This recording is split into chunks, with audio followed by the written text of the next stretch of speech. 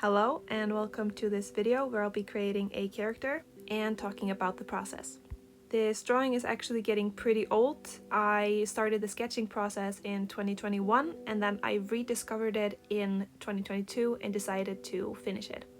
So the idea for this character was to make a powerful sorceress in a way in old clothes, but not too old. So it's not like the medieval times, but it's still like a pretty old clothing style. I wanted her to look like a young woman that dresses a lot more maturely. So she has this long fitted skirt and kind of this sophisticated look to her.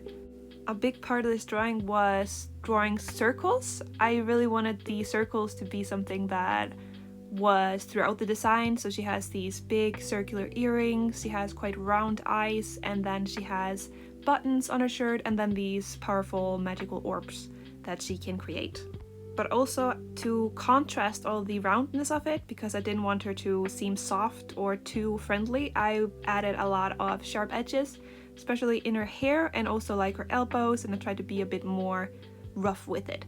Here I am drawing her again, but she actually turned out a lot different, mostly personality-wise, so I also brainstormed making them twins and not the same person because she looks so drastically different. So maybe she is her evil twin sister. I don't really know. Here I'm drawing the colors in quickly. This was in 2021, and this is pretty much how I did it back then. It's pretty messy, and this was only supposed to be a sketch. It wasn't supposed to be anything more. It was just something that I had fun with. And that's the final result in 2021. And then in 2022, when I discovered it again, I saw the potential because I really liked the character design and the form language, so I decided to finish it in my current style at the time, which I think turned out pretty well, if I do say so myself.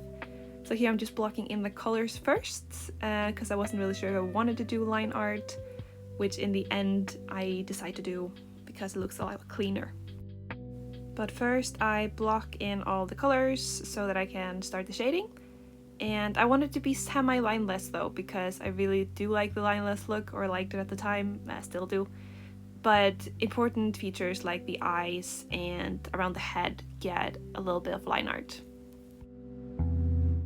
A weird thing that I used to do and still kind of do is give the characters way too big ears. This is one of the bigger cases of big ear syndrome I have seen in my drawings, but that is what I liked at the time, so that's what we are getting. Here I start shading the faces, which I think turned out really well, especially after a while, after I do some lighting on it later on. I think it just turned out so nice. I also changed the color of the line art to be more of a brown color because it gives it a softer look. And then I shade the hair, which I think was really fun. I love the sharp edges of it. It's really old anime inspired. Here I start shading the dress of the eviler twin, and I think it's pretty effective. I think it looks really good.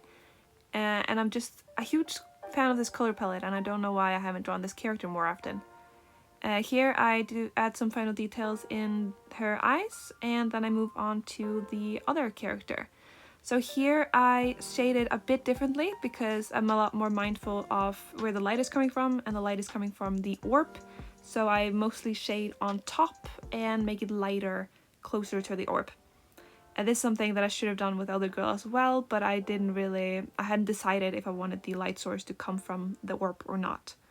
Here I'm shading the other girl's face, which I think is even more successful than the other ones. And then I get to shade the jewelry, and I love it. I really love the little gold earrings and the pearls or whatever it is on her chest. And then here I go in with the final details, which is the lighting from the orb. And this is where I kind of try to fix what I did with the other girl.